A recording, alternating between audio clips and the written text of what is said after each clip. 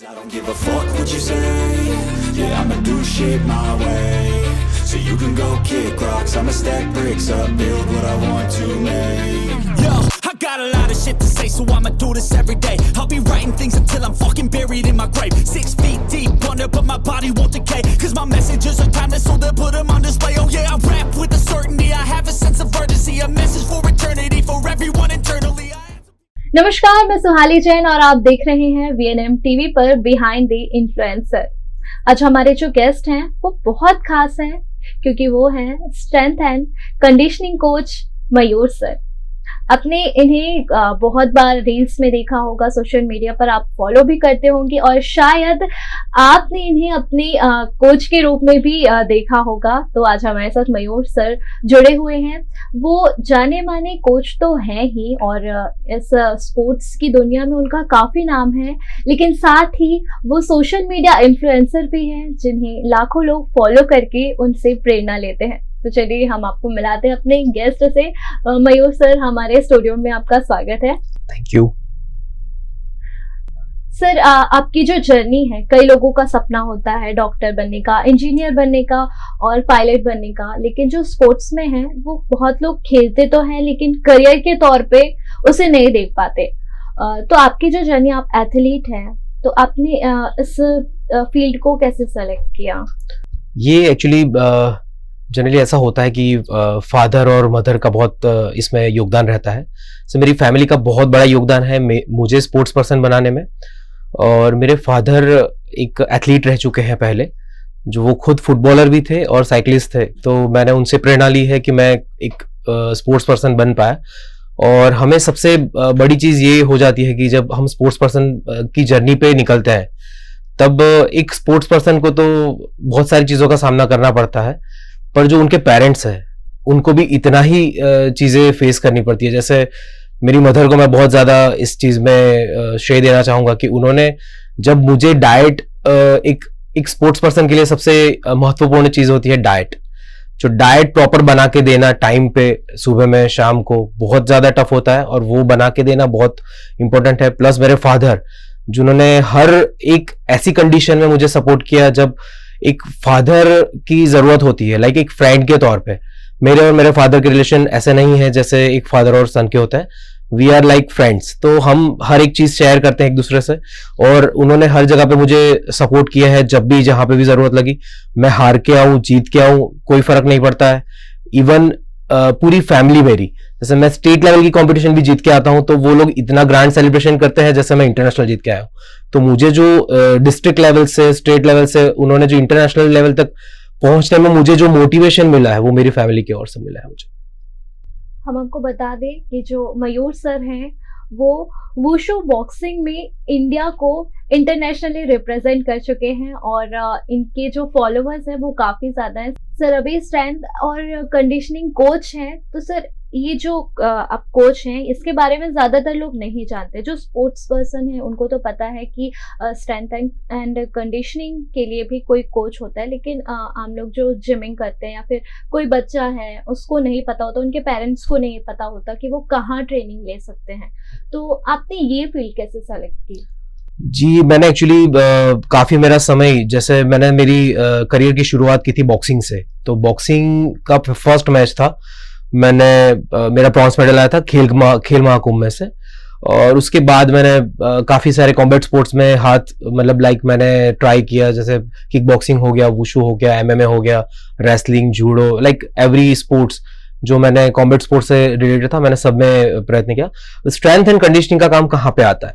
जैसे एक चीज सबको पता नहीं होती है, जो स्पोर्ट्स पर्सन होते हैं उनको, कि स्ट्रेंथ एंड कंडीशनिंग एक स्पोर्ट्स पर्सन को पर्टिकुलरली, जैसे कोई एथलीट हो गया, स्प्रिंटर है तो उसके लिए अलग ट्रेनिंग होती है, कोई क्रिकेटर है तो उसके लिए अलग ट्रेनिंग होगी, जैसे बॉक्सिंग है तो उसके लिए उसको अलग ट्रेनिंग करनी पड़ती है। तो वो एक डिफर करता है। जैसे आप जिम में ट्रेनिंग करते हो तो नॉर्मल अपना बॉडी बनाने के लिए, अपनी हेल्थ को अच्छा रखने के लिए आप ट्रेनिंग करते हो, पर अगर एक स्पोर्ट्स पर्सन बनना है, अगर आपको आपका परफॉर्मेंस एनहांस करना है तो उसके लिए एक पर्टिकुलर ट्रेनिंग होती है, उसके लिए बहुत सारा स्टडीज करना पड़ता है और उसके बाद हम स्ट्रेंथ एंड कंडीशनिंग कोच बनते हैं।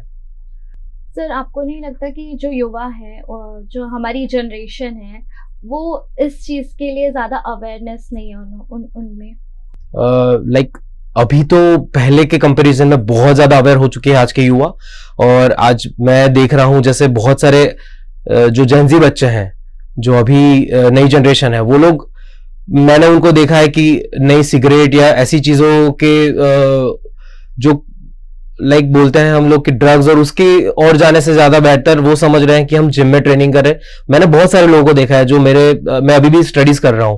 लाइक मेरा एक ये है कि मैं कभी भी स्टडीज करना बंद नहीं करता हूं। जब तक आप स्टूडेंट्स हो तब तक आपकी लाइफ को प्रॉपरली जी सकेंगे, आप समझ सकेंगे। अगर स्टूडेंट रहेंगे तब जाके आप किसी को समझा पाएंगे या किसी को कोच कर पाएंगे।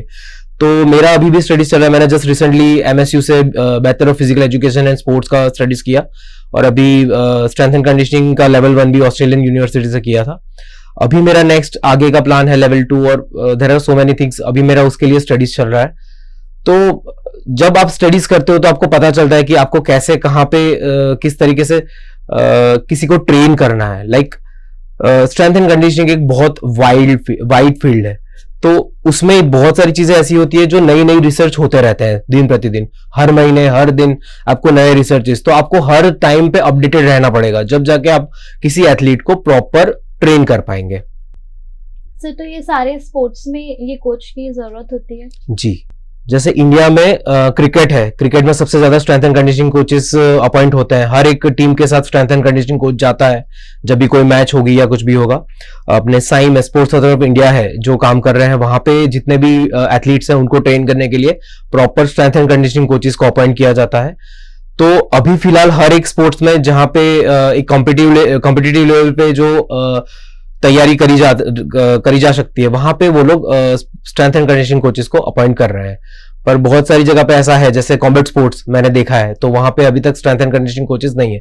पर मैं आज आपके माध्यम से एक गुजारिश करना चाहूंगा कि जितने भी एथलीट्स हैं मुझे देख पा रहे हैं या सुन पा रहे हैं, तो उनको एक गुजारिश करना चाहूंगा कि आप लोग सब स्ट्रेंथ एंड कंडीशनिंग कोचेस के थ्रू जाइए, तो और ज्यादा बेटर आप ट्रेनिंग कर पाओगे, आप और ज्यादा परफॉर्मेंस अच्छे से कर पाओगे, और आपको जिस लेवल पे पहुंचना है, आपका जो गोल है, आपको उसको आप बहुत जल्दी अचीव कर पाओगे। सर, इसमें चुनौती क्या क्या आती है? क्योंकि बहुत सारे बच्चे तो जो होते हैं उनमें कोई, आप जैसे आपने बताया, नशे की आदत होती है, और इसमें डाइट को भी बहुत ज्यादा फॉलो करना पड़ता है। तो इस चीज में चुनौती कहाँ आती है? किसी भी एथलीट को ट्रेन करना एक चीज ऐसी हो जाती है, उनकी इंजरी। जैसे कोई भी एथलीट अभी कोई लाइक अंडर 19 खेल रहा है, तो उसके पास बहुत कम टाइम होता है। जैसे 16 में आया, उसके बाद वो अंडर 19 के लिए सिलेक्शन के लिए जाता है, उसके बाद बहुत छोटा टाइम है कि उस दौरान में हमें ये ध्यान रखना पड़ता है कि उसको इंजरी ना हो। अगर इंजरी हो जाएगी तो उसका साल बिगड़ जाएगा, या उसको उतना टाइम उसका वेस्ट हो जाएगा। तो हम यही चीज का ध्यान रखते हैं कि जैसे कोई भी एथलीट होता है तो उसको इंजरी ना हो, और इंजरी फ्री उसको हम ट्रेनिंग दे पाए। इंजरी भी नहीं होनी चाहिए, और उसका परफॉर्मेंस भी एनहांस होना चाहिए। जैसा कि आपने बताया, इंजरी जो चीजें आती है, कभी कभी ऐसा स्पोर्ट्स में होता है कि वो खेल रहे हैं, उन्हें इंजरी आ गई, तो उस जगह आपका क्या रोल रहता है? जैसे एक मेन इंजरी जैसे सबको कॉमनली होता है जो ligament injury. After ligament injury doctor सलाह देते हैं कि कुछ टाइम के लिए उनको ब्रेक लेना चाहिए। उसके बाद रिहैब चालू होता है उनका। रिहैब में हम लोग ये हेल्प करते हैं, लाइक हमारे यहाँ पे बहुत सारे ऐसे एथलीट होते हैं जो after injury back to game उनको जब आना है तो वो स्ट्रेंथ एंड कंडीशनिंग कोचेस के पास आता है और वो ट्रेनिंग करता है। तो हमें ये चीज का ध्यान रखना पड़ता है कि उनकी इंजरी है उसको रिकवर भी करना है, और उनका स्ट्रेंथ भी कम नहीं होना चाहिए।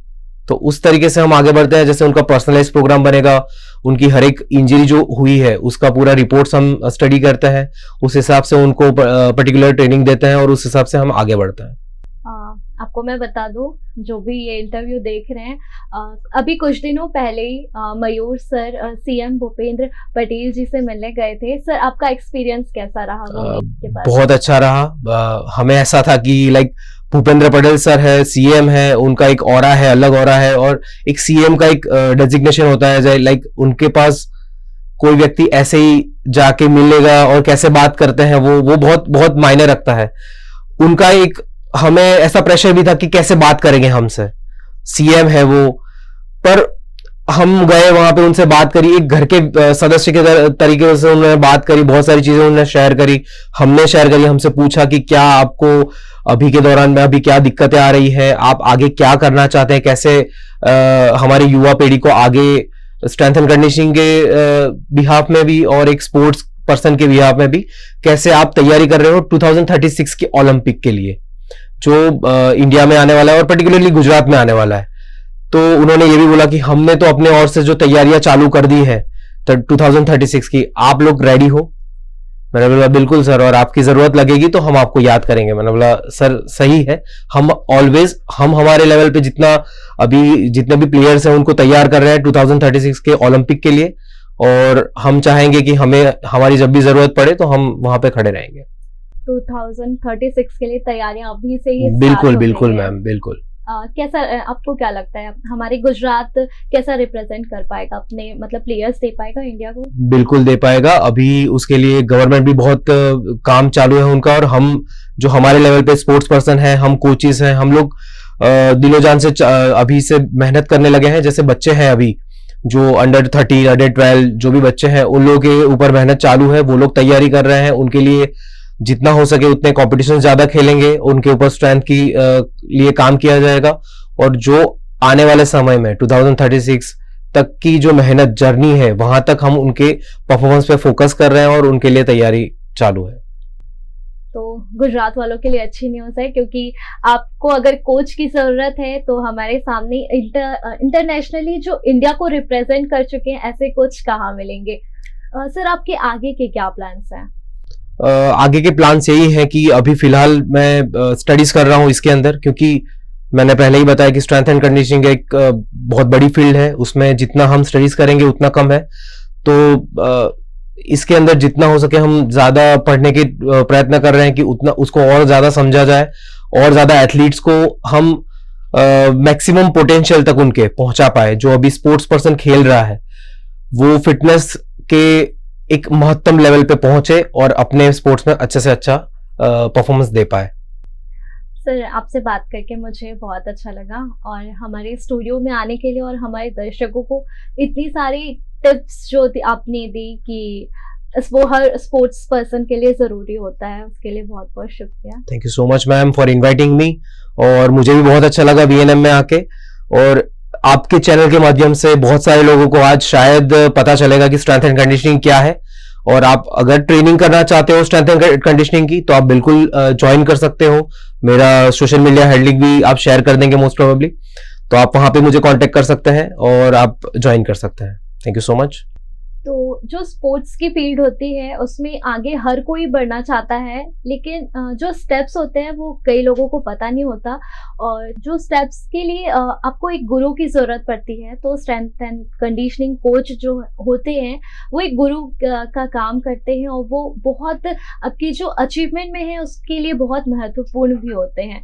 तो अगर आप स्पोर्ट्स पर्सन हैं और आप कि बहुत सारे ड्रीम्स हैं, तो आपको एक गुरु की ज़रूरत है जो आपको कोच के रूप में मिलता है। और जो हमारे मयूर सर हैं वो तो बेहतर कोच हैं ही, और साथ ही उनका सोशल मीडिया हैंडल भी है जहाँ पर आप उन्हें फॉलो कर सकते हैं, और वो आपको ट्रेनिंग भी दे सकते हैं। और उनके जो सोशल मीडिया हैंडल है उसमें वो कई सारी चीज़ें शेयर भी कर सकते हैं जो आपके बेहद काम आएंगी।